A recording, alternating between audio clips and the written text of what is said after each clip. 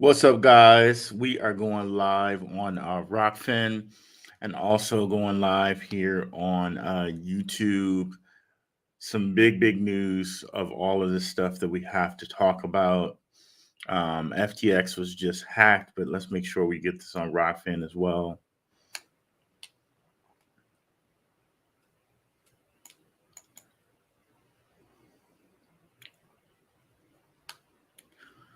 So, what's up, guys? Let me make sure I can get the comments from y'all as well. Seems like I can. I'm simulcasting um, on StreamYard right now. So I don't know if you guys can see it or not, but yeah, man, this is just crazy what's going on. We just had a news thing happen where it says that hold on, sorry. That FTX was hacked. So let's see if we can pull that up right quick. And let me go over here first and share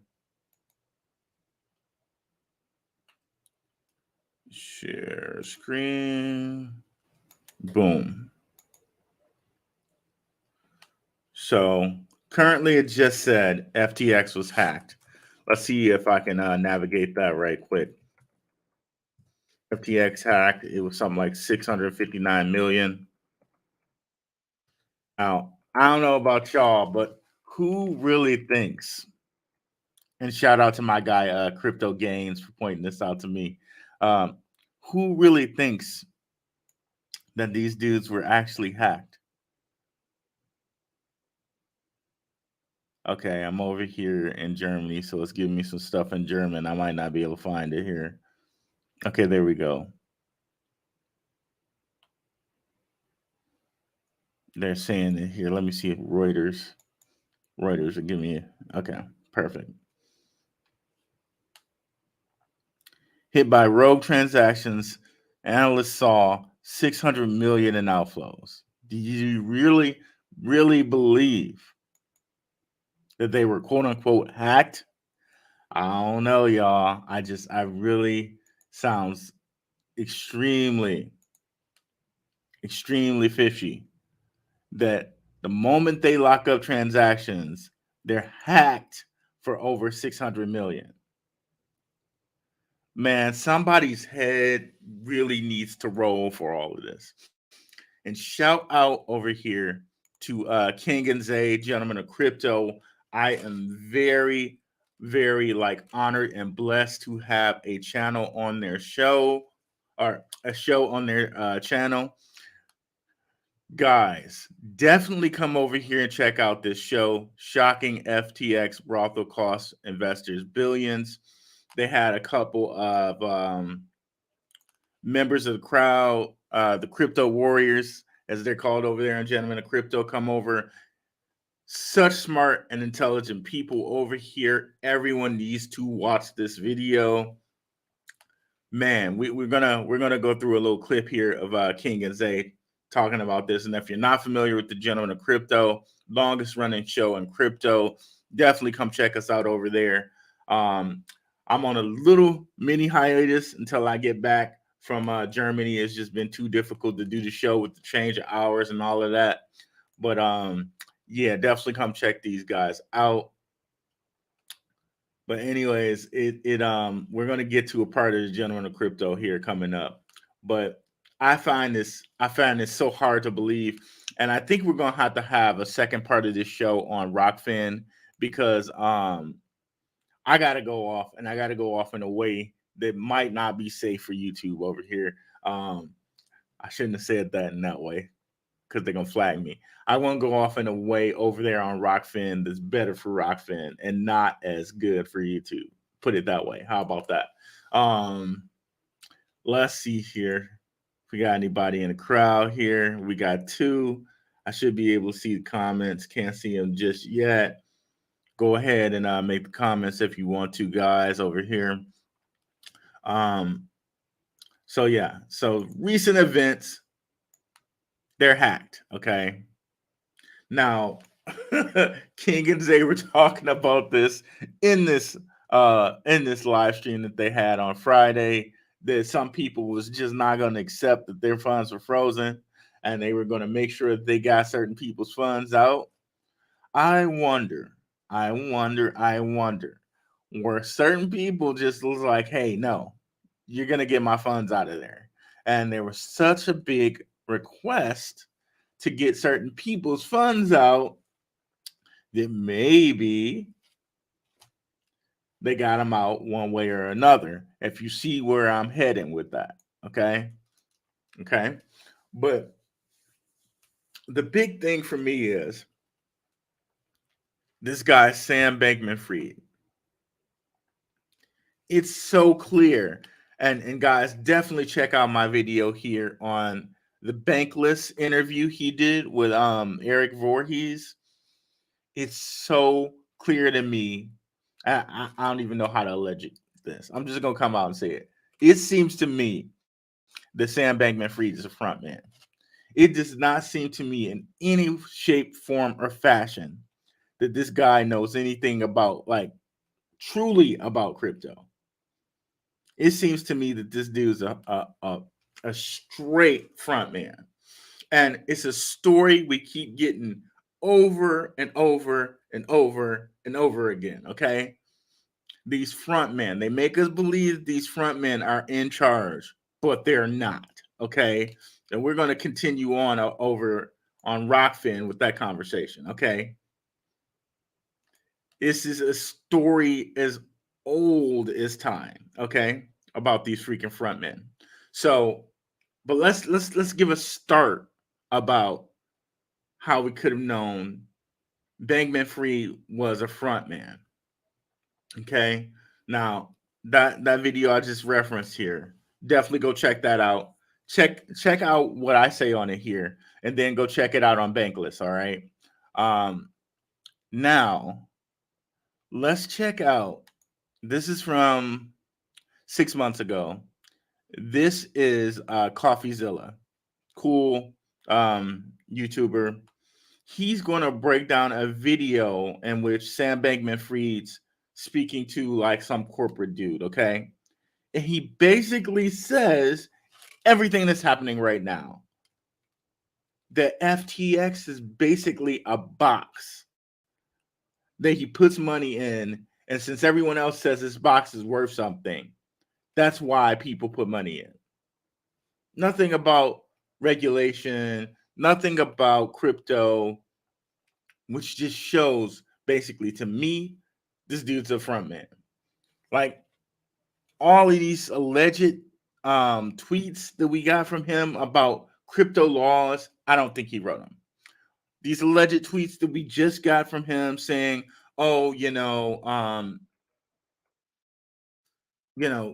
all this stuff about CZ, like, okay, um, oh, he won and all of that." I don't think that was him either. I don't think all of the tweeting that we get from Sam Bankman Fried, I don't think is Sam Bankman Fried. I just don't think it 100%. Just like we see with rappers and stuff, some of those tweets are done by their secretary or their head of PR or whatever. I don't believe any one of these are Sam Bankman Fried. I think it's a handler. I think it's the PR person. I don't think that they're Sam Bankman Fried at all.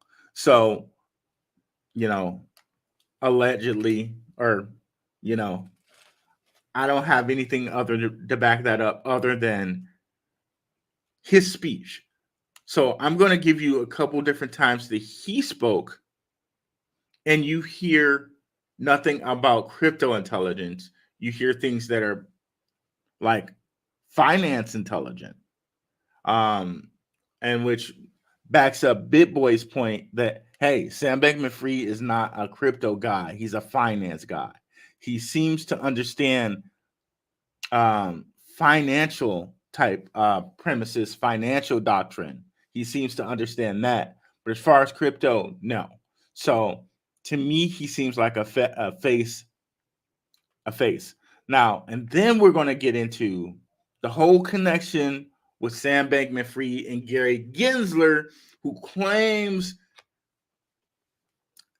claims to like, okay, support crypto, all right? So to be honest with you, what CZ, excuse me, guy from Binance, CEO of Binance, what CZ might have done is saved crypto, to be honest.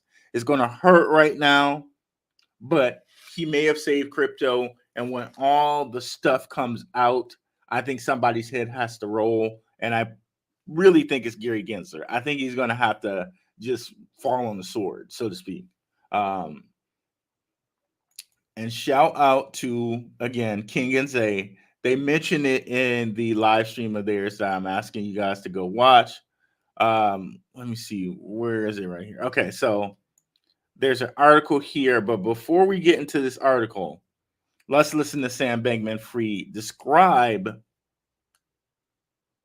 He calls it a Ponzi scheme, but I'm saying basically he's describing FTX, and we're going to get into it right here. I don't know how good this German internet is going to be, but we'll see.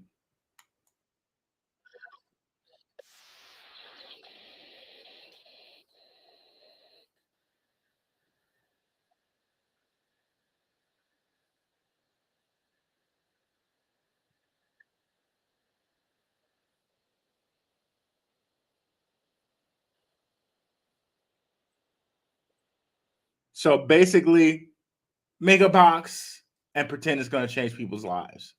FTX.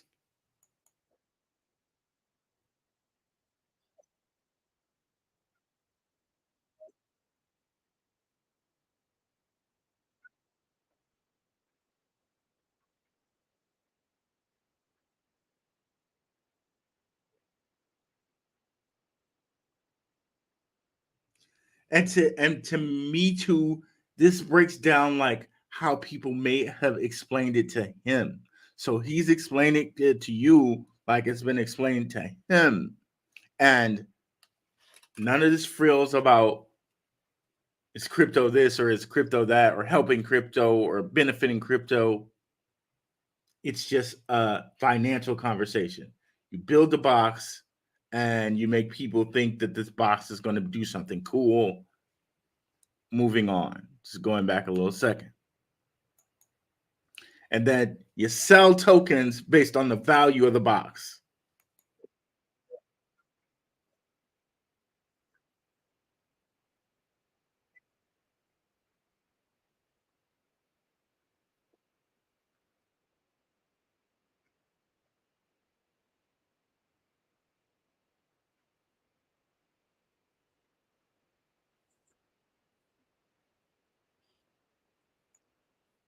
So basically, now you say that the box has a value. It doesn't even necessarily need to have a value. And see, this is why guys like King and Zay say all of crypto's a scam other than Bitcoin. I'm not necessarily there, but I understand why they say that. You got Sam Bankman Fried basically up here. This is 6 months ago saying FTX, he didn't use it by name, saying FTX is basically a box that people throw money into, evaluate, and literally kind of a Ponzi scheme. So let's keep going.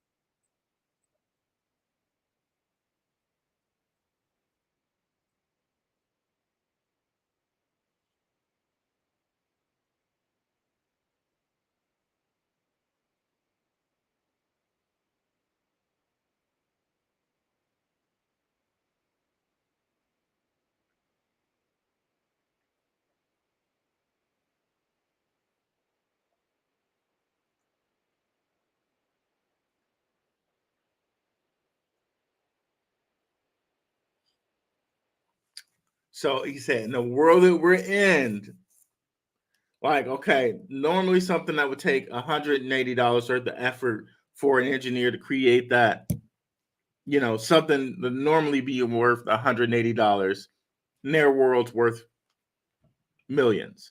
Now, understand, when he's saying their world, they're assuming he's saying the world of crypto.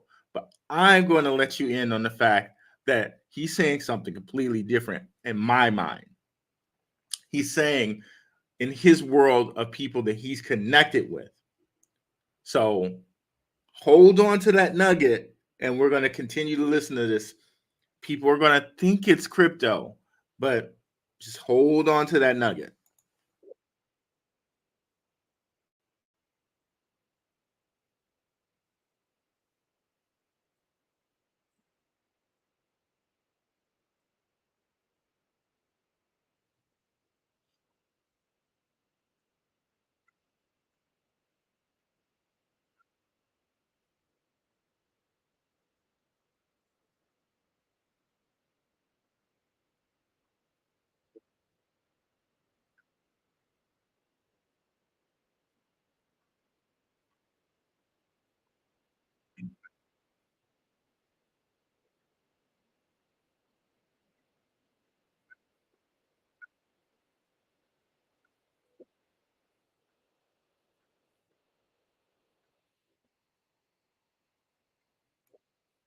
So he's basically describing someone, a black box. Now, this is how one would describe something where it's like, okay, it's not important for you to understand what goes on in the black box, but just understand that money's going into the box.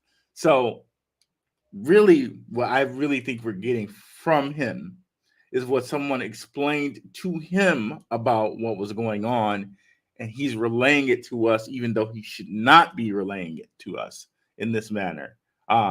His people would not like him to relay it to us in this manner, but it's out there and he did it. So um which just says to me this dude's a front man. He necessarily doesn't have any idea about what's going on. It's just look, money goes in, money goes out, this goes up. That's all you need to know. Okay, that's all you need to know. But going on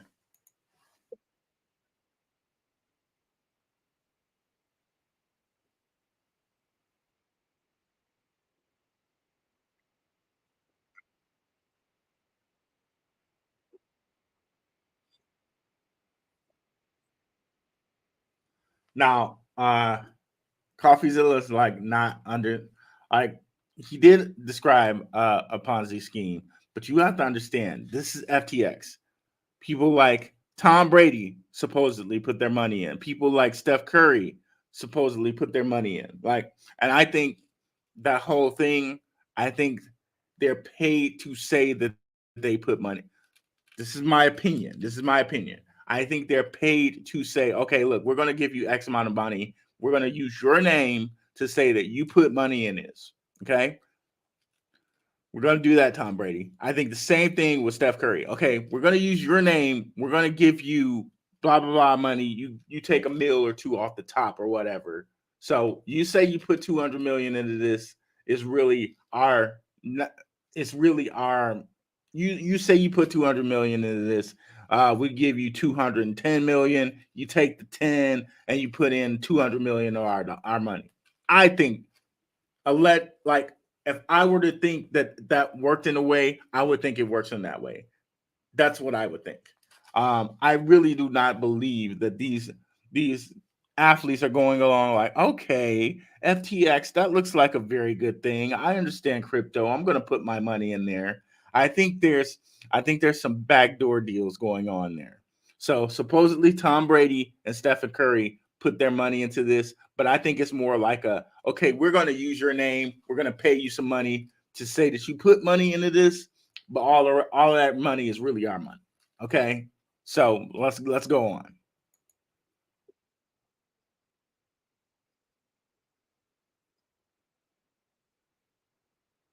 Not DeFi, centralized finance. This is centralized finance. Shout out to my guy Jams Jetson from Crypto and Down. He gets into that over here on the Gentleman of Crypto on this video, which I definitely suggest everyone watch. Shocking FTX brothel cost millions.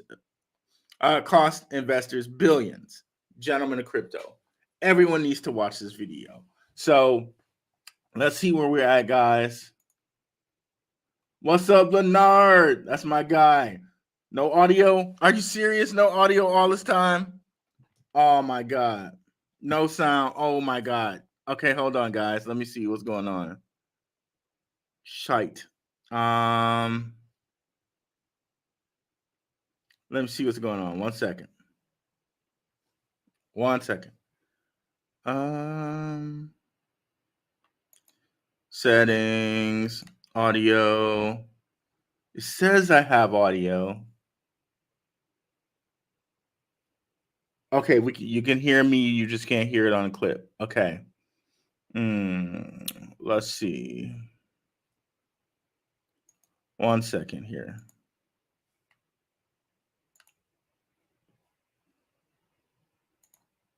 Strange. I've never had that happen. I don't know what to do here. Just give me 1 sec. So,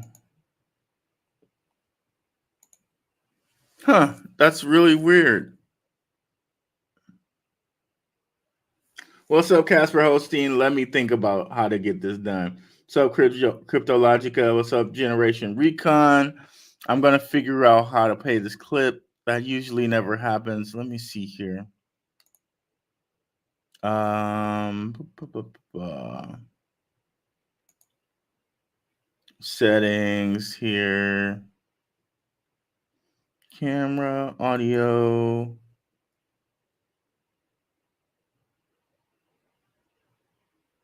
Speaker. Let's see here.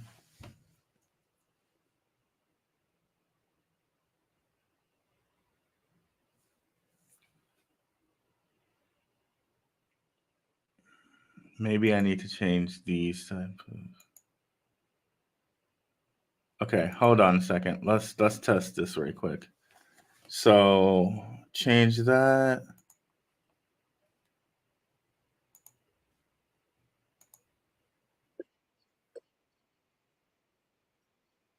Can you guys hear the clip now?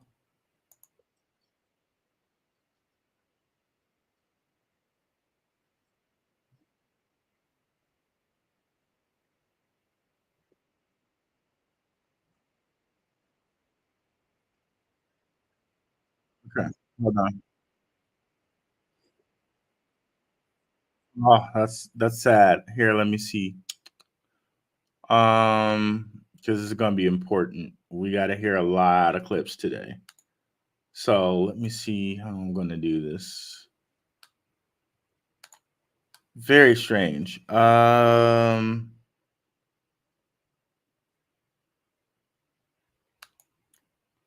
Thank you guys for bearing with me here. I'm not sure why that is. Let me.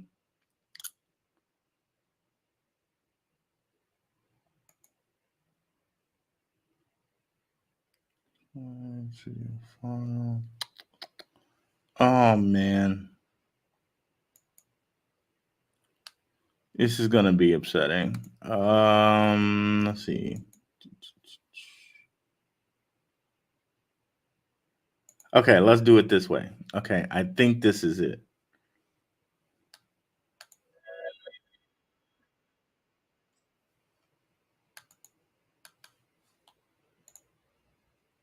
Okay, let's go back. Can you guys hear it now?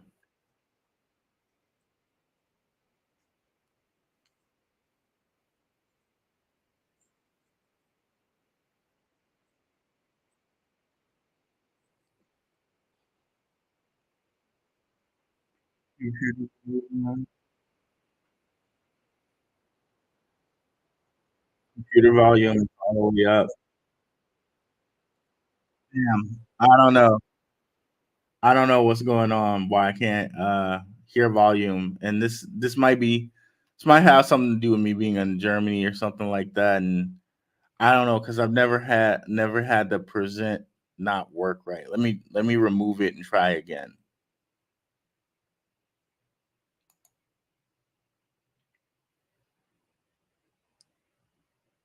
Let's see.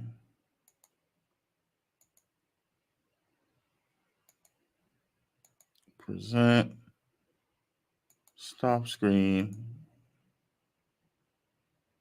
Share screen. Entire screen. Share system audio. I did not click that. There we go. Boom. Okay. That's weird. I don't know why you would never not share system audio. Okay, here we go. I think we got it now. There are $200 million in the box. So, sophisticated traders and or people on crypto Twitter or other sort of similar parties go and put $200 million in the box collectively, and they start getting these X tokens for it, right? And now all of a sudden, I was like, wow, people just decide to put $200 million in the box. This is a pretty cool box, right? Like this is a valuable box, as demonstrated by all the money that people have apparently decided should be in the box. And who are we to say that they're wrong about that? Like, this is, I mean, boxes can be great. Look, I love boxes as much as the next guy, right? And so what happened? Thank you, Leonard. I thank you for pointing that out. So let's go back a little back on that. I forgot to click that box. I know what I ever had to do that before. Yeah, that's so weird. I don't know why you would never want to share audio there. But anyways, let's go back here. So Sam Bankman-Fried is going to basically describe quote unquote Ponzi scheme. But in my mind, he's basically describing FTX and how it's been explained to him, and he's relaying it to us, even though he shouldn't be relaying this to us. But here it is, right? So let's listen to this.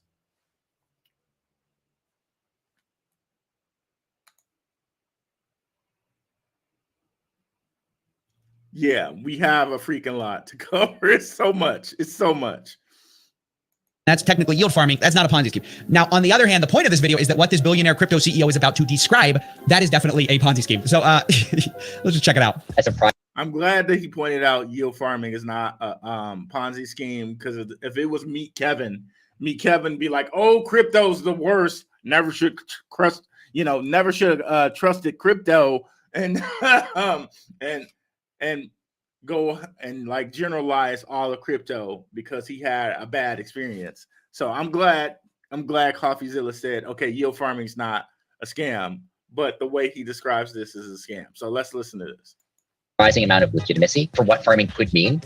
Where do you start? You start with a company that builds a box. And in practice, this box, they probably dress it up to look like a life-changing, world-altering protocol that's going to replace all the big banks in 38 days or whatever. Maybe for now, actually ignore what it does or pretend it does literally nothing. It's just a box. All right, step one, we're already getting some red flags here. So basically describes a black box that does nothing, okay? Pretend you're life-changing and actually do nothing. Okay. Oh, yeah, and pretend it's life-changing. That's yeah. What's step two, Sam? And then this protocol issues a token. We'll call it whatever, X token.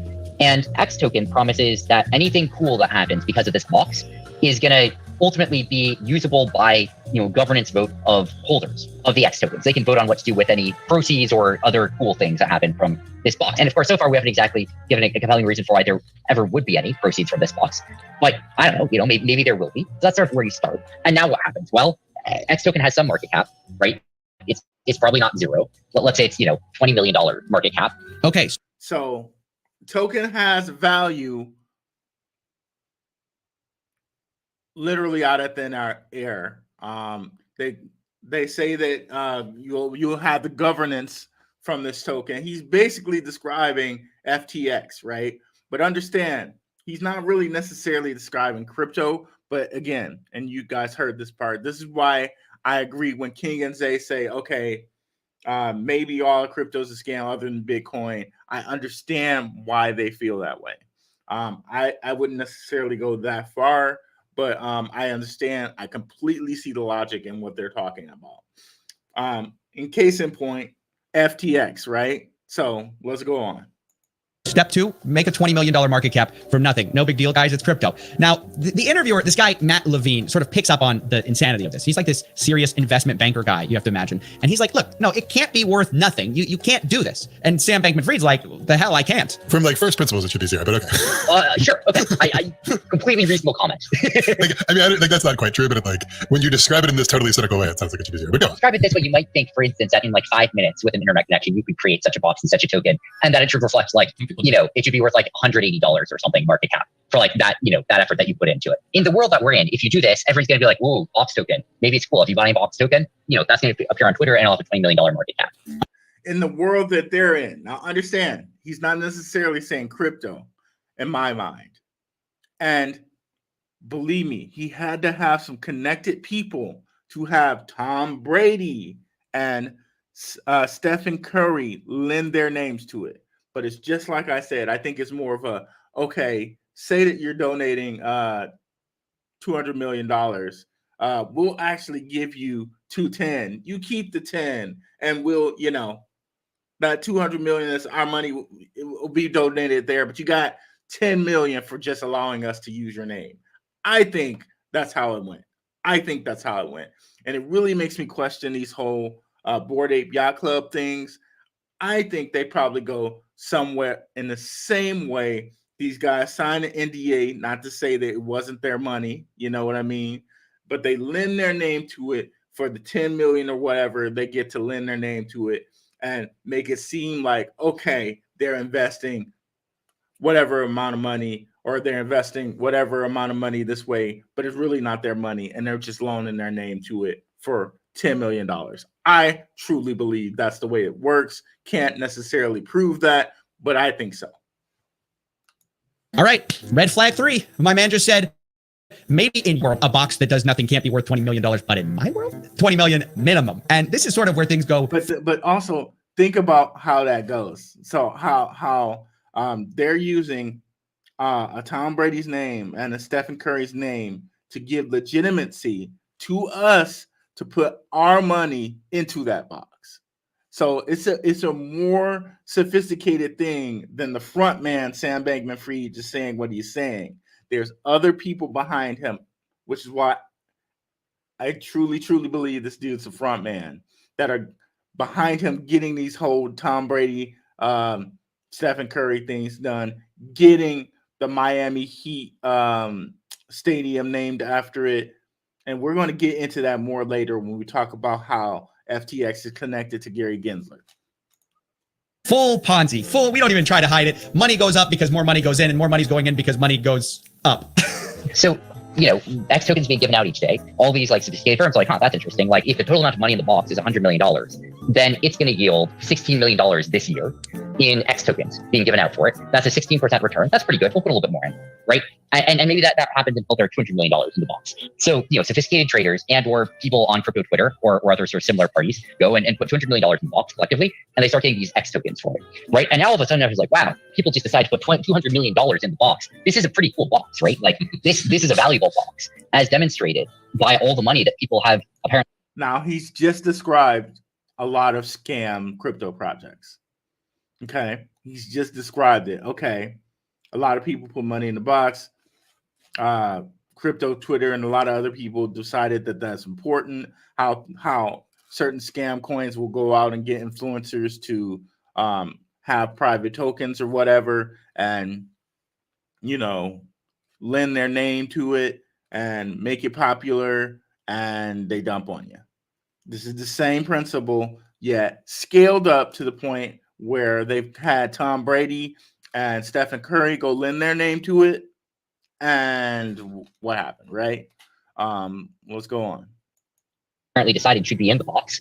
And who are we to say that they're wrong about that? Like, this is, I mean, boxes can be great. Look, I love boxes as much as the next guy, right? And so what happens now, all of a sudden people are kind of recalibrating. It's like, well, $20 million, that's it. Like that market cap for this box. And it's been like 48 hours and it already has $200 million, including from like sophisticated players in it. Are you guys hearing this? He literally just described a Ponzi scheme. It already has $200 million in 48 hours from sophisticated players. Now that's the difference. That's the big difference you have to know when you're talking about this.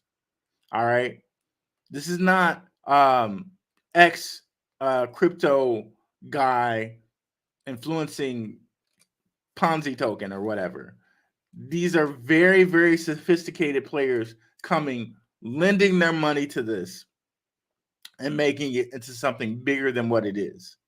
And he's admitting that to you right here. And this is from 6 months ago, by the way. So this was before everything popped off. unironically, and said at the top of this interview, by the way, that this is one of the most important things in DeFi right now. Boxes that do nothing that are in the shape. Not in DeFi, not in DeFi, in centralized finance, which is what my guy Jams Jetson goes over here in this Gentleman of Crypto interview. Now we're going to get into, and if you guys have questions, I'm going to come back over there to it. What's up, Cryptonomics? Why is Steph Curry a legit face of crypto? Only morons will fall for that. Man, you got to say it. You got to say it. But see, that's all some people need, though. Oh, Tom Brady and Stephen Curry is putting money to it. Oh man, this has to be something, right? Has to be something. And they've done it to us with the whole Bored Apes, and they probably will continue to do it, right? Right? I feel you, Cryptonomics, though. That's all some people need. That's all some people need. Must have been a setup since the beginning to fund certain party. Oh yeah, and let's not even talk about how FTX was funding the Democratic Party, but that's another thing. That's a whole nother thing, which is why we're gonna have to carry this conversation over the Rockfin. If you guys don't have the Rockfin yet, please grab the Rockfin, because there's certain things I just can't talk about on here on YouTube for fear of getting a strike here. So definitely go over and check out the Rockfin. It's at some point we'll carry the conversation over there. Not at the moment though. But if you come over here to Rockfin.com @Blackaroo, that's my handle. And we're going to carry the conversation over here. Not right now, but at some point we're going to do it. Not right now, though. So, anyways, it's definitely giving Big Connect vibes for sure. Ross, shoot, what's up? So we got that. We got that right here, right? Let's go over to the whole connection with the SEC. So this stuff is already out there. I'm not the only person saying this. King and Zay said it in their live stream, which I suggest everybody go watch. Another guy said it on Twitter, which they have posts here on Twitter from this. Now listen to this. This is Gary Gensler, who came after certain projects like Ripple, like what? Library. Here we go.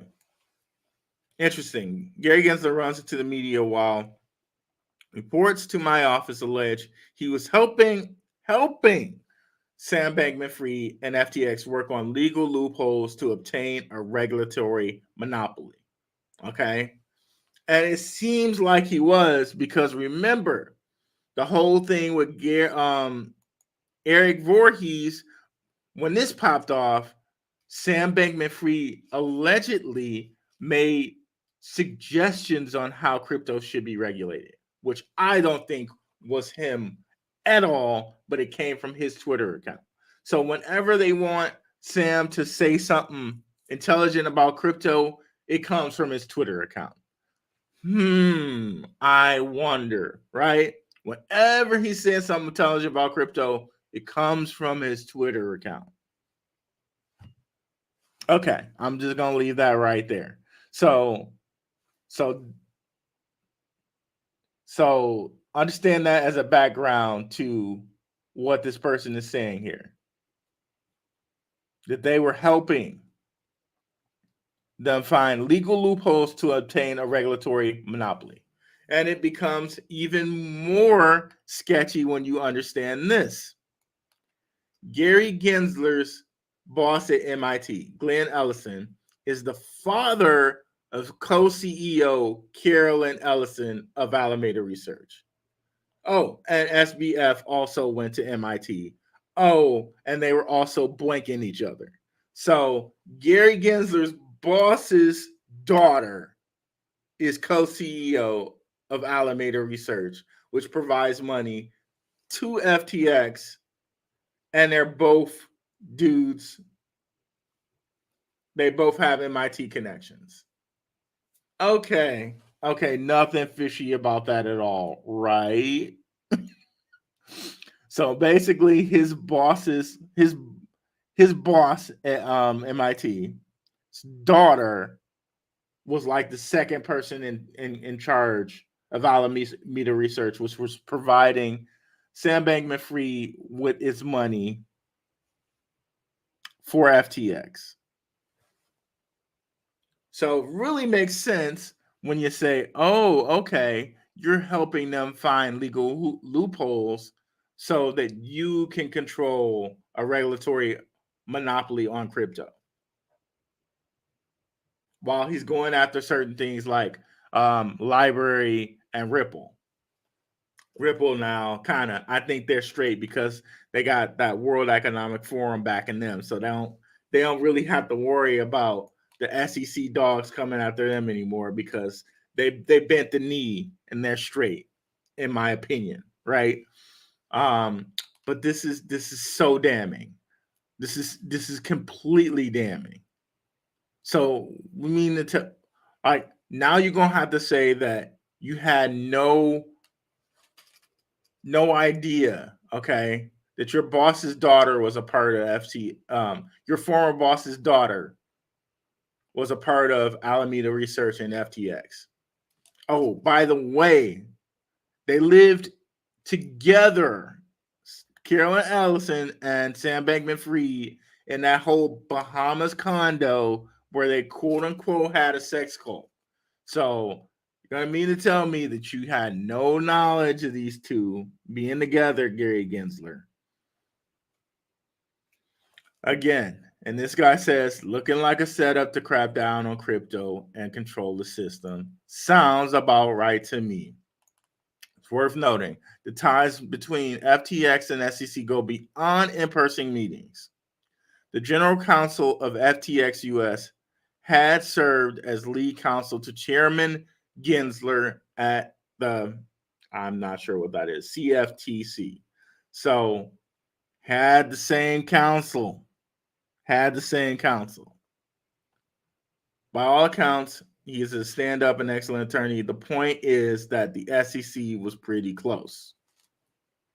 Point made.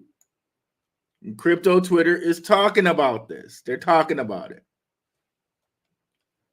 Huge, which probably means somebody's probably going to have to go fall on the sword over there.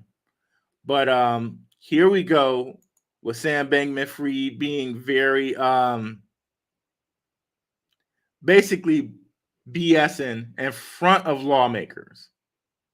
Again, in front of lawmakers, we're not to believe that this guy is not a front man being coached, acting, telling whatever they tell him to say in front of these lawmakers. Let's take a listen to this. Why don't we? Such that no one knew how much risk. That I'll say is last thing that I'll say is if you look at what precipitated some of the 2008 financial crisis, you saw a number of bilateral, bespoke, non-reported transactions happening between financial counterparties, which then got repackaged and re-leveraged again and again and again, such that no one knew how much risk was in that system until it all fell apart. If you compare that to what happens on FTX or other major cryptocurrency venues today, there's complete transparency about the full open interest. There's complete transparency about the positions that are held. There's a robust, consistent risk framework applied, and we're excited to work with the CFTC on our U.S. licensed and regulated venue to bring a lot of this. Last thing that I'll say is if you look at what precipitated. To me, again, a completely coached thing. He says that FTX they're completely transparent. These other systems, boy, gotta watch out for them. FTX, completely transparent. Some of the 2008 financial crisis, you saw a number of bilateral, bespoke, non-reported transactions happening between financial counterparties, which then got repackaged and re-leveraged again and again and again, such that no one knew how much risk was in that system. No one knew how much risk was in that system until it all fell apart. If you compare that to what happens on FTX or other major cryptocurrency venues today, let's compare that to FTX and other major venues. There's complete transparency about the full open interest. There's complete transparency about the positions that are held. There's a robust, consistent risk framework applied, and we're excited to work with the CFTC on. Dude's a fraud. Dude's a fraud. Dude's a fraud. So that's all in that background. And to me, it's like, okay, I'm over here in Germany, guys. I have my stuff on certain exchanges, like I think Coinbase and KuCoin. That's about all. I don't know that you can trust exchanges after this. I really don't think so. And let's not even talk about the fact that Alameda Research had owed Voyager money from the whole Terra Luna thing, which is why Voyager went bankrupt. Let's not even talk about the fact they bought BlockFi, and it was supposed to be bailing BlockFi out. So there were signs freaking months ago when the whole Terra Luna thing went boom. I don't know if you can trust your stuff on exchanges, but if there were 2 to go with or 3 to go with, maybe Coinbase, Gemini, and LCX, since LCX has that freaking royal family WEF money. I don't know. If I had to say exchanges, those would be the only ones that I would use, right? But I wouldn't even trust those at this point. There were quote unquote rumors that KuCoin was insolvent. I don't know if that's true or not.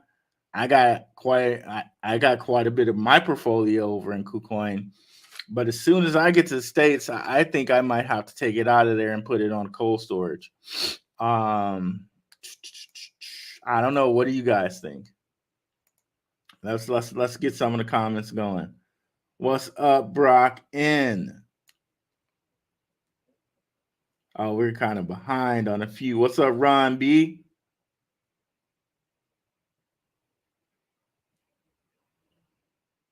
Okay, we finally got that sound worked out, y'all. Okay, okay. Let's start here. Must have been a setup since the beginning to fund a certain party. There's only 2, and make crypto look bad at the same time. It's further bleeding out the entire financial market. So King and Zay get a little bit into that. Let's hear a little bit of what they have to say on that. And I really suggest everybody go out over here and check out this episode.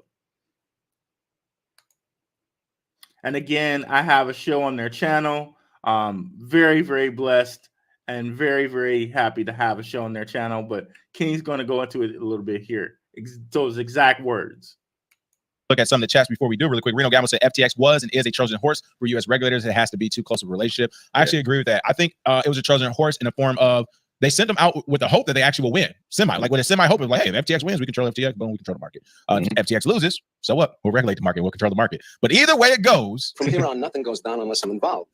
No blackjack, no dope deals, no nothing. A nickel bag is sold in the park. I want in. And so, I mean, that seems like a great strategy, right? If they win, we control the market, right? And it seems like from what we just read, that was what it seemed like they were doing. Gary Gensler was working with these guys in order to get crypto regulation. Sam Bankman-Fried sends out this suggestion on what crypto regulations should be. But guess what? That stirred up the hornet's nest. People like BitBoy, who BitBoy was actually in the right on this one, and CZ, leader of Binance, pretty much laid the smackdown on them, helping FTX, SBF, and FTX work on legal loopholes to obtain a regulatory monopoly. And why? Because he was deep in it with the MIT people and with his boss's daughter, which I'm sure he knew was a part of FTX. Just insane. Is KuCoin insolvent? I don't know at this point. I don't know, but at this point, I think it might be a great idea to get everything off of exchanges at this point. Of course, that's kind of what would make these insolvent. As far as I've seen, KuCoin should be okay, but who knows? I like to give sympathy for anyone who's been hurt in current situation. Hopefully, everything can be resolved quickly.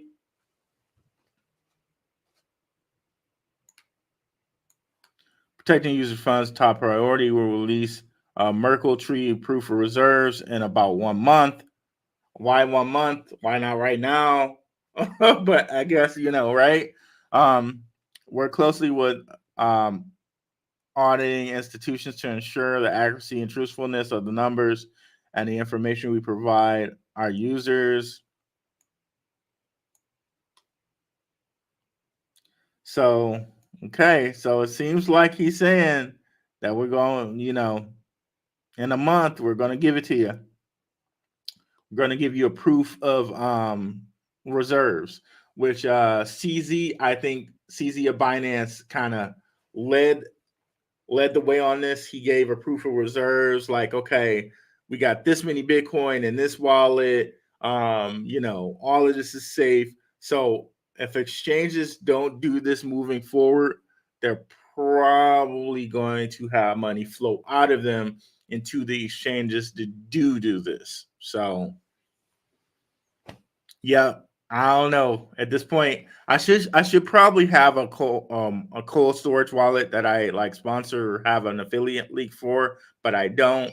I don't at this point. So I'm gonna check some out. I'm probably gonna just use a ledger, but I don't know. We'll see. We'll see what happens. They want markets to bleed further to further their narratives. I agree. We got into the whole Steph Curry thing. Reminds me of the days of BitConnect and YouTube scammers. Yep. And this was a higher level scam. It sure was. It's the exact thing, except in the case they brought back Blockfolio, which was a legit platform before FTX scammer came in. Exactly. True. Started the snowball. The supporting the Democrats sounds legit, especially when this, right. I think it was something like Sam Bankman-Fried gave them like $500 million or something like that to support the Democratic Party.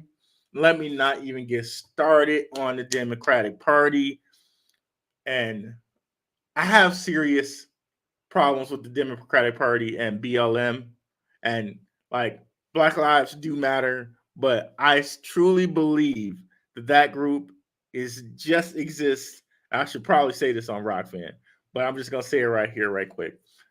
I truly believe that group is just there to cause more division and race hate. I truly believe that. Truly believe that group causes more race hate than actually supporting and helping Black lives. There, I said what I said on that one, and then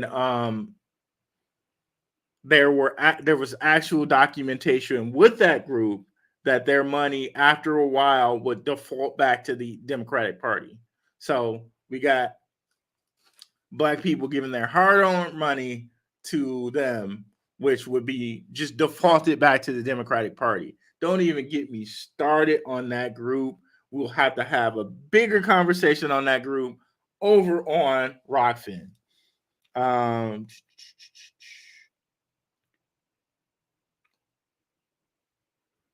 FTX was a Ripple inside job to get Gary. Oh wow, that was funny. Generation Recon, I love it. Crazy story, and they're throwing in Epstein vibes with the orgy and the drug propaganda. Yes, indeed they are. But to me, that whole thing just further goes to the fact that Sam Bankman-Fried wasn't doing nothing.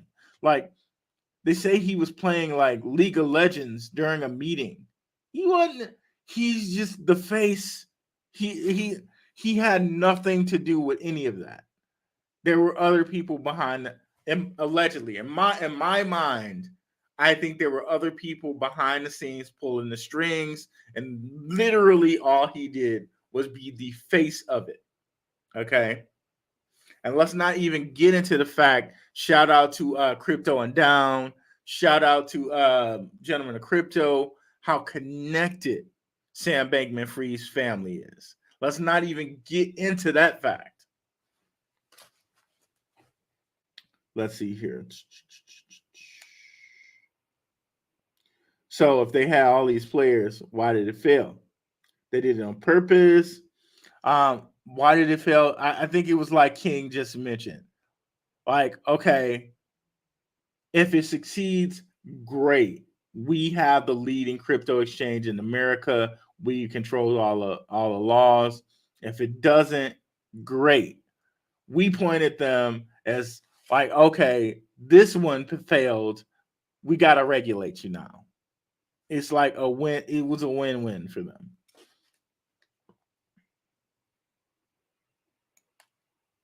Oh, let's not even get into that building number. That's another Rockfin commercial.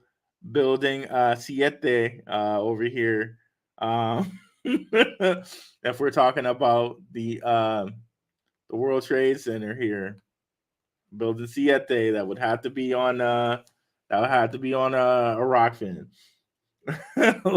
Y'all getting deep over here. Y'all getting real deep over here. Y'all killing me. What's up, Brocken? Or crypto-backed securities, 22 OA fraud, derivatives run amok.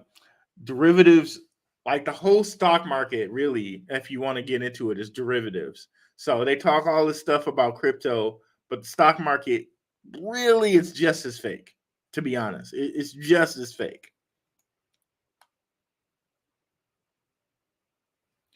Gemini is the only trustworthy exchange, period. Well, let's not even get into Gemini because there's a whole question around Facebook.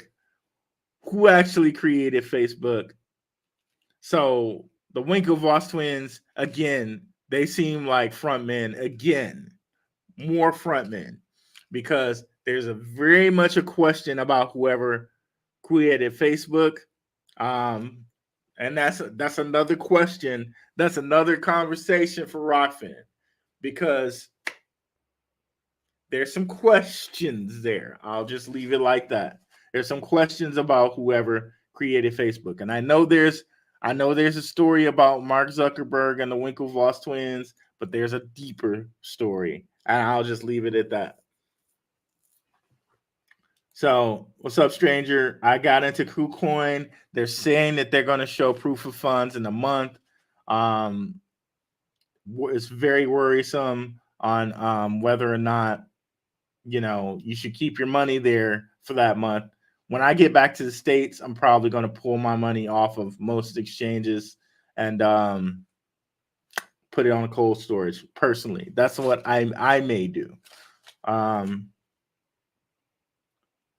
Still high on Sologenics, still high on XRP. Leonard, don't trust any exchange. Buy and use your cold storage if you're smart. I agree, Cryptonomics.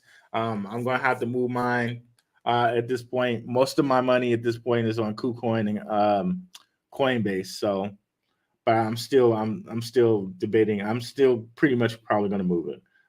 Kevin O'Leary is a crypto moron too. Yep. How about Kevin O'Leary's totally saying another big one was going to fall months ago while also hyping FTX? Again, he might have been another one that was like, okay, hey, you go talk about this. We give you a little bit off top. Not saying that happened. But I could see a world where Kevin O'Leary's looking at it and talking to certain people, and maybe like lending his name to it might have been worthy of a certain sum to certain people. Put it that way. I moved and consolidated a lot to online wallets, but I definitely need cold storage. I wasn't heavy on exchanges anyway. Agreed, Rashu. What's up? Agreed. Don't trust any of them. Def is going to help these getting rare coins. Not trusting them. You shouldn't even be in crypto if you don't have a cool storage wallet. Damn, Zay got pressed for speaking against the tribe. Did he get pressed for that? Man, there's just too. Ooh, I can't even. So here, guys, definitely check me out on Rockfin. I'm gonna put it to you guys like this. There's been a whole kind of microcosm of what's been going on with Kanye. Like, it's been an exposure of what's going on to everything here. And the whole rap music game is just one bit of an exposure to that. Really, we're gonna have to have this conversation. We're really gonna have to have this conversation on Rockfin, because there are tea leaves to everything, and a lot of it begins with BlackRock. If you guys are not familiar with BlackRock, I'm gonna have a video in which I'm connecting them to certain things. And shout out to Theories of a Third Kind. Those guys did a huge episode on BlackRock, and we're gonna get into that a bit. But all of that conversation is gonna have to be had on Rockfin, because it's just gonna touch too many topics that may lead to strikes. So. But definitely, guys, come over here and check this out. This video where we're talking about Lex and Ye, and then we're talking about Leor Cohen, who's another one. He's another one. All of these freaking rap labels that we might have thought were ran by Puffy or ran by Jay-Z, they were just frontmen. People like Leor Cohen, who happens to be a member of a certain tribe, are behind them. And it gets real deep, but I'm gonna have to have that conversation on Rockfin, because we're gonna be talking about BlackRock. We're gonna be talking about things like the world trade. We're gonna be talking about like media. We're gonna be talking about Ari Lennox. We're gonna be talking about Ye. We're going to be talking about a whole bunch of things, and they all lead back to a certain place. And we'll get into that later, all right? Just be on the lookout for it. Definitely come over here and subscribe on Rockfin. I know a lot of you guys have come over already. I can see who's come over. So thank you guys for that. I really appreciate it. It means the world to me. But let's keep going here.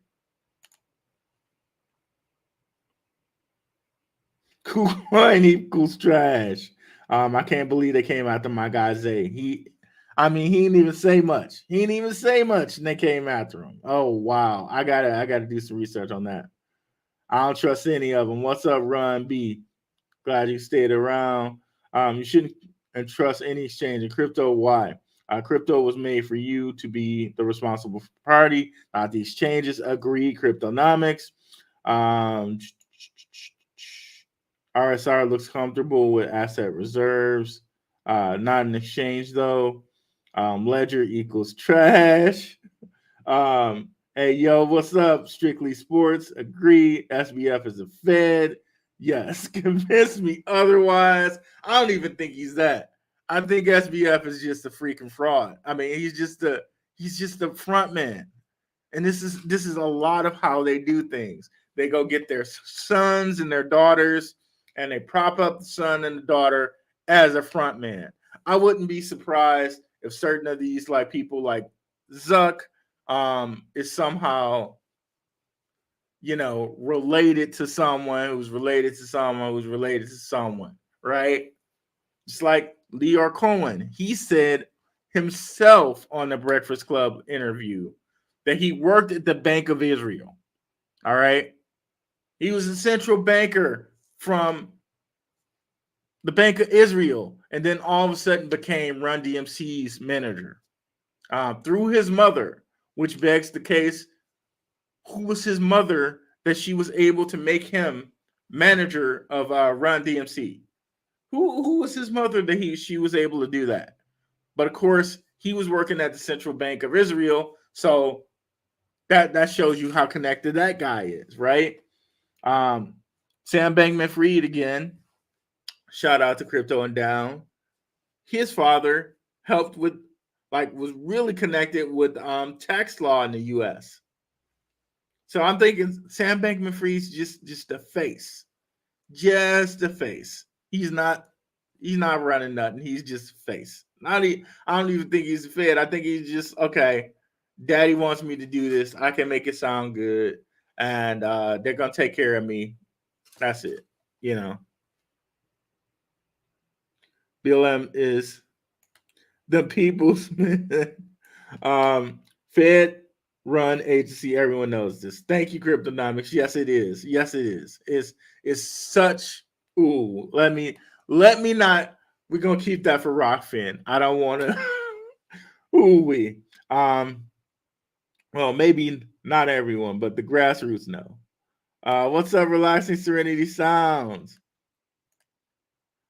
Clearly, SBF isn't so bright. His girl wasn't either. Bankman can't make this stuff up. I know. That whole Bankman, I know a lot of people joke about us being in a simulation, but the fact that Sam Bankman-Fried, that's his name. And when you look at BlackRock, you got Larry Fink. The man's last name is Fink. Oh my God. It just seems like we're in a simulation when you hear certain things like that. It's more obvious what FCF is. Just look at how close after Biden announced his running, the FCX was started. That's a good one, Strictly. You're right, brother. You're right. Is this bad for all exchange tokens? Kind of feels like it. Is it bad for all exchange tokens? I would say so. However, the ones that stick around are going to be worth a lot because you can actually see. Because what I think is going to happen is all exchanges are going to now have to prove their funds. And again, King and Zay got into this over here on the show, guys, which I definitely recommend that you all check out. So once they all prove their funds, you know what they're worth. Okay. And I think a lot of exchange tokens are going to still provide that value if they stick around and be actually worth something for their governance and worth something for their reduction of fees. But yeah, but they have to stick around first. They have to not be this Ponzi shell gamey type system. Okay. So I would not say that all exchange tokens are just nothing now. It's just going to be certain ones that can actually back it up, like a LCX, like possibly a KuCoin. We'll see what they say. Yeah, so just going to have to watch out and make sure they can actually back it up. That's all. Don't trust any exchange that has its own tokens. Only exchange I trust to on board with is Coinbase. Coinbase, I'm kind of with them, and LCX as well because they just got tons of money, and their whole thing has been regulation from the start. World Economic Forum again, and there are some quote unquote hints that Brian Armstrong of Coinbase might be a advisor of LCX. So I think LCX is fine. I think Coinbase is fine. Gemini, again, they're one of the only exchanges you can use in New York. I think they're fine, and they got a whole bunch of money and a whole bunch of people backing them too. When you think about that whole Facebook story and all of this other stuff, I think they're fine. KuCoin is the one that we really have to question and see if they're as fine as they say they are.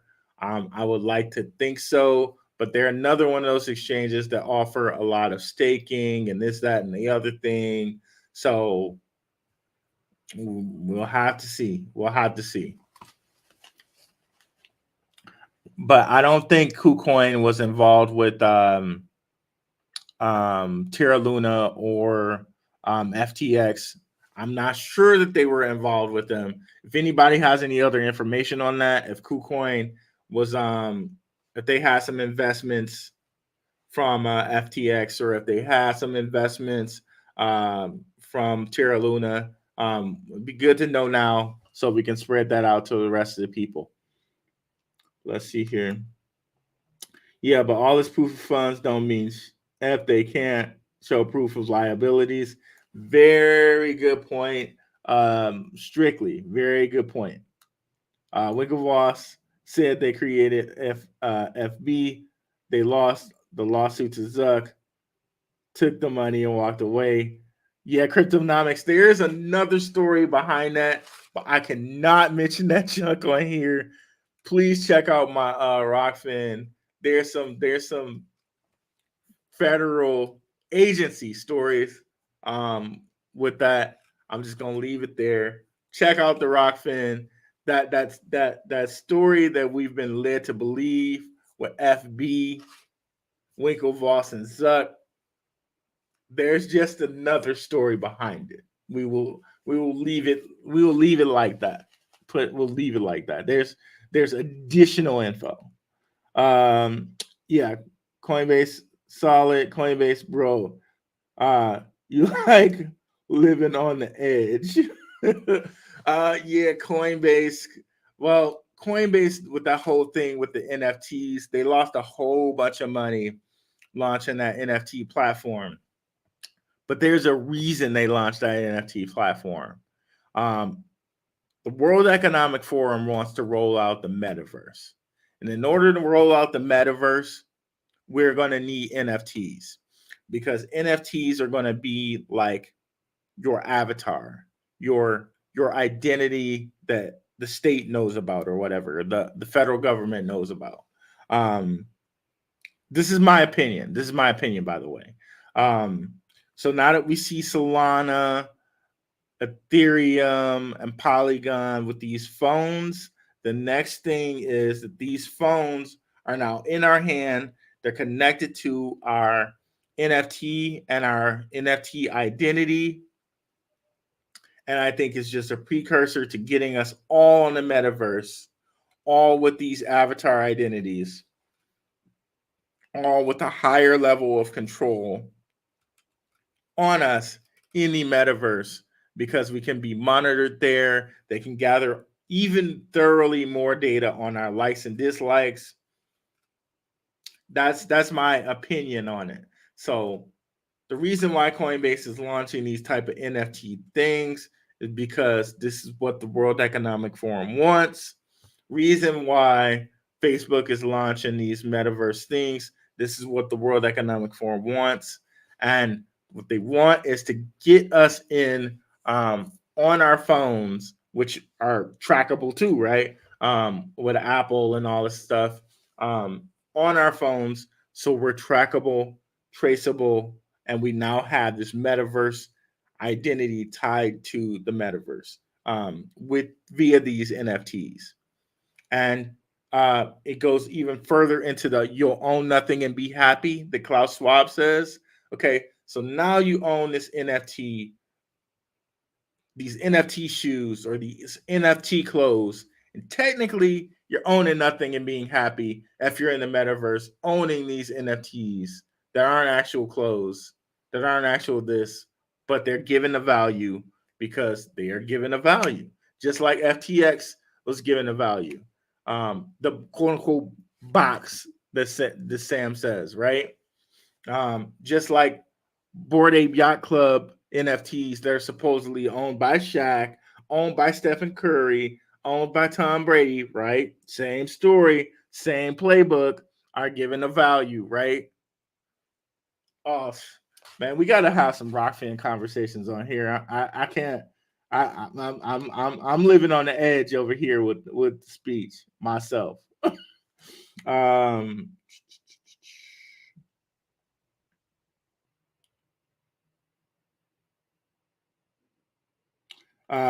don't keep any funds in there. Transfer right out.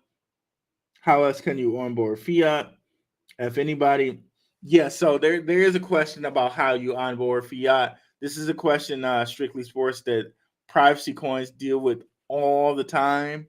Um,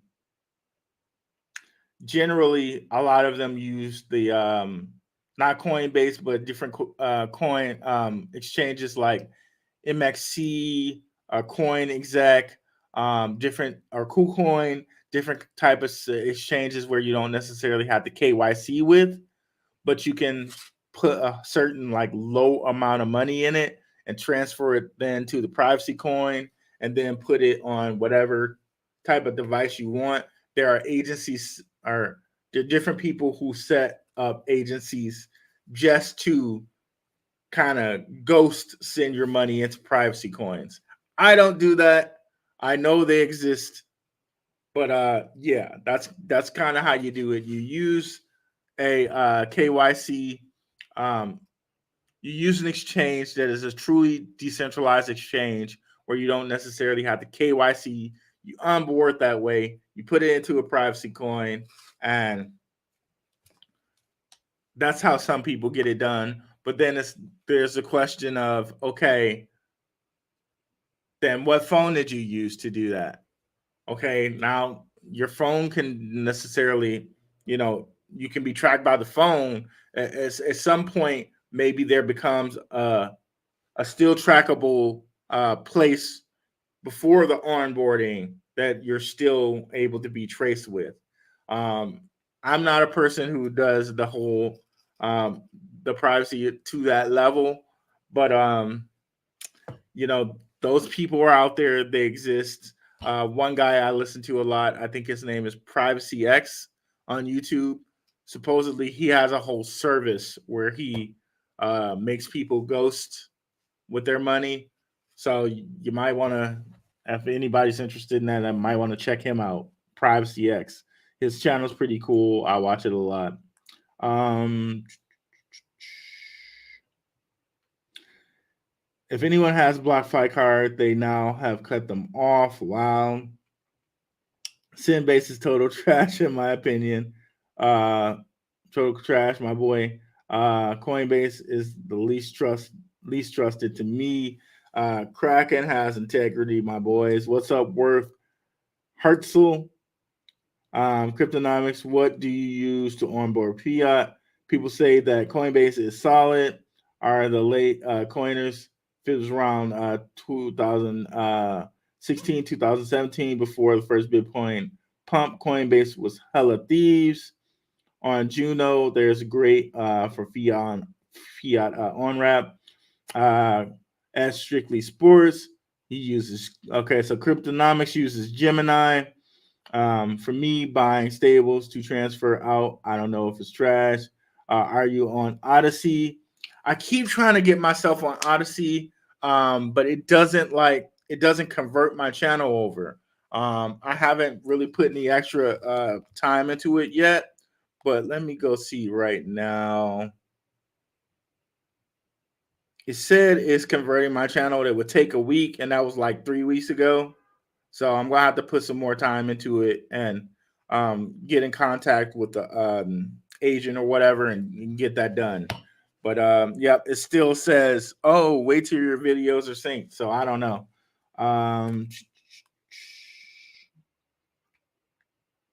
If you're not trading it, but for getting your fiat USDC is cheapest for me. If you ever use Gemini, don't talk to me. I have used all of the primary exchanges, all of them. Okay. If you never use Gemini, okay.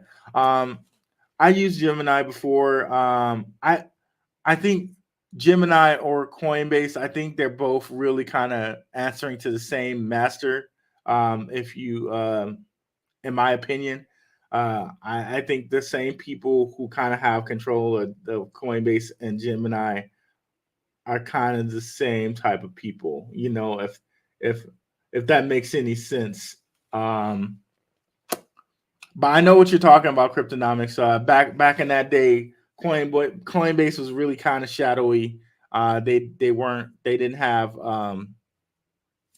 they weren't on the up and up kind of like they are now. But a lot of people concerns with Coinbase were because of the whole all the money they pumped into this NFT platform. But again, I think there was a purpose and a reason behind that. Pumping all of this stuff into the NFT platform is kind of what the World Economic Forum wants, because they want to get everybody in the metaverse. They want to get everybody's data. And having Facebook Meta and having Coinbase on that type of team to get the metaverse out is what is central on the agenda right now. Let's see here.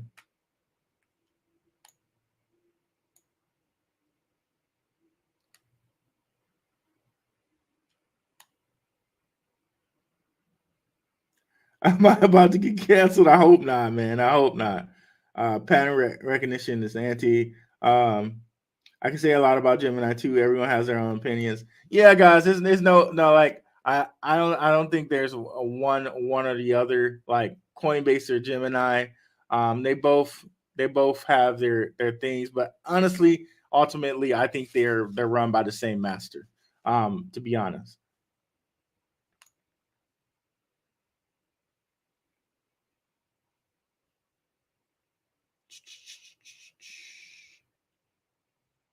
Proof of funds means nothing without proof of liabilities, and it's been repeatedly shown they can lie. Agreed.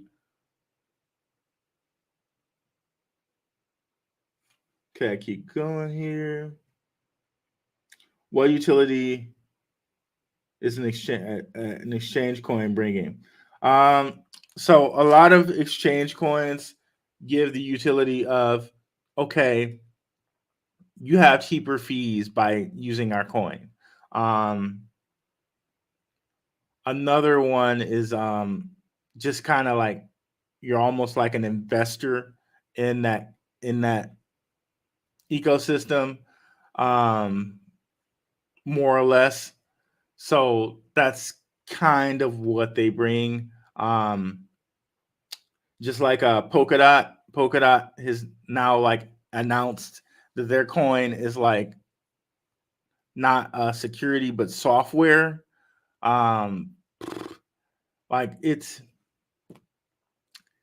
such a debate on whether the coins bring any utility outside of Bitcoin, which is like why I see where King and Zay are coming from.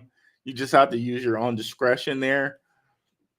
I know KuCoin, they provide discounts with their coin.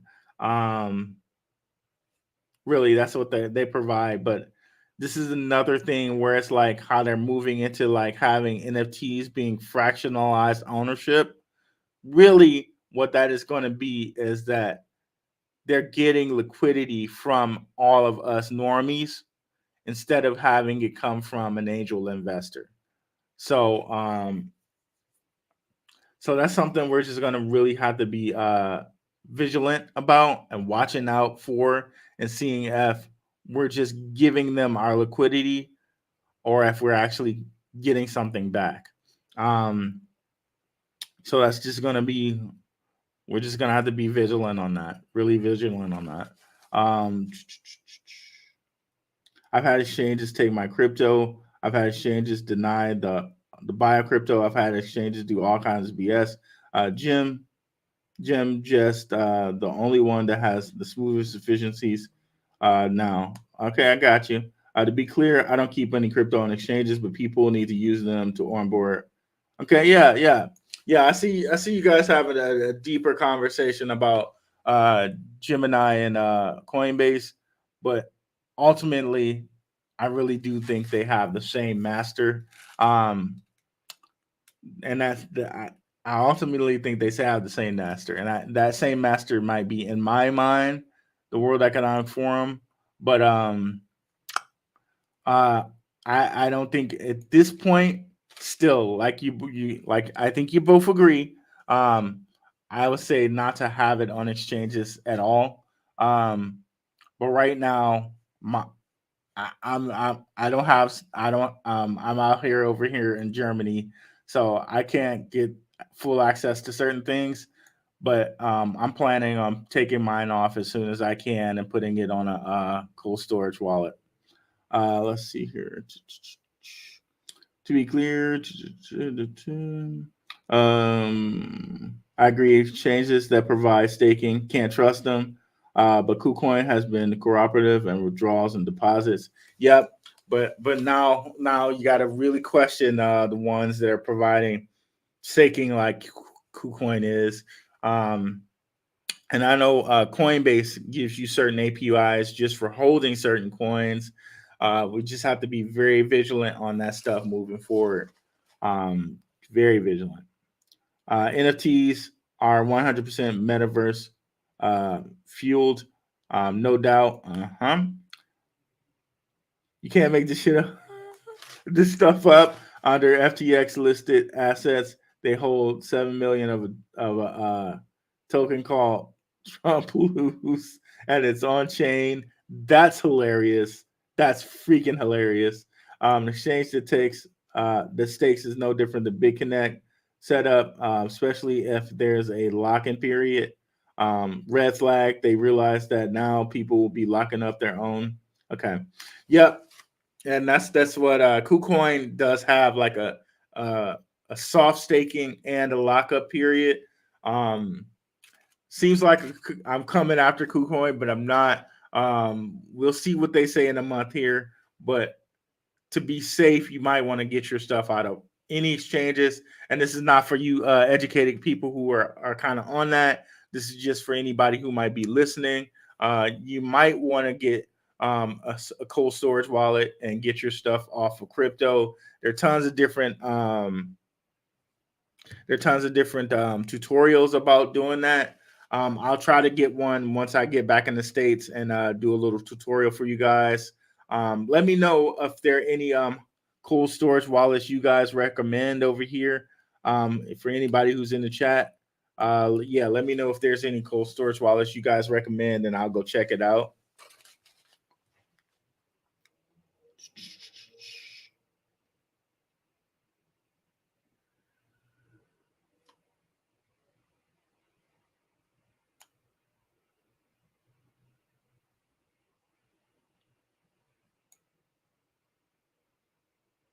Okay, for KuCoin, I'm not sure if you have the KYC. I think you can. There's a certain part of KuCoin where you don't have the KYC. There's also coin like MXC. Like, so let's go over here and look at Private Chain, because I know Private Chain gives a whole bunch of exchanges that you don't have the KYC with in order to onboard to get their privacy coin. So okay, so these are the exchanges they suggest if you want to onboard to them. So KuCoin, they say no KYC. This is old. It might not be like this anymore. No KYC for up to 5 Bitcoin per day. CoinX, no KYC for up to 10K per day. Trade Ogre, which is like, it seems like sketchy as hell to me, but because it's like very little liquidity and people use it and it seems decentralized, but it seems sketchy as hell. Not recommending that. Gate.io now changed to full KYC. They weren't full KYC before, but I think they got tapped on the shoulder and was told they had to do that. So here's some other exchanges, but as far as the US goes, I think it's CoinX, KuCoin, and MXC. MEXC. I'm butchering the name, but MEXC, I believe. Yeah, so those are some ones that you can use and not necessarily KYC and onboard and move your stuff to a cold wallet if you want to. But of course, I don't know how you guys deal, but there's still a link that, okay, you got the money out of your bank and you put it somewhere. So I don't know, like the agencies that help with this, but I think the agencies that help with this somehow do something so that link isn't there. But I don't know. Let's see here. Brave Wallet has some good on ramps. You want an exchange to take your USD direct to crypto. Stables are scammy, and if you expose yourself to slippage of your USD as well, those are so. Just to let you guys know, stable coins, one stable coin, and it's USDC. That's ran by Circle, and the Circle has connections to World Economic Forum. So I think their CEO did something with the World Economic Forum. So a lot of these things do have connections back to the World Economic Forum. And if you guys check out this interview or this live with King and Zay says that he was approached by some World Economic Forum people regularly trying to give him money to do something, do this. And King was saying that he was actually watching the World Economic Forum thing, that they actually seemed like they knew what they were talking about. World Economic Forum is really ramping up to get right with crypto. Honestly, if we're looking for sovereign money for the people, at this point, it really only seems like it's going to be Bitcoin moving forward. It really only seems like that moving forward. Let's keep going here.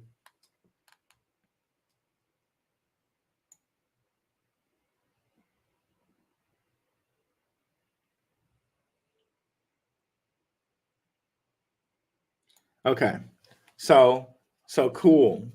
I think we'll save the Rockfin conversation for another day. I won't go over there and rant. We'll have it for another day because I really want to break down this whole.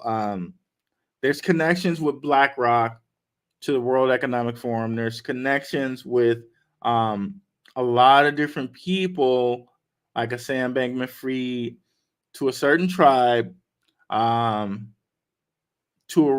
The rap game and a certain tribe.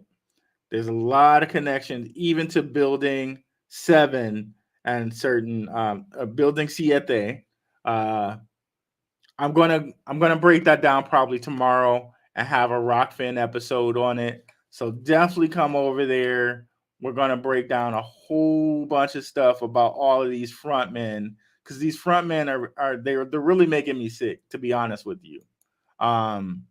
It's that same freaking playbook with these frontmen, and we're all pointing in different directions because we're seeing all these different frontmen, but really there's one single source, and we really have to decide on whether we want to do something about it or not.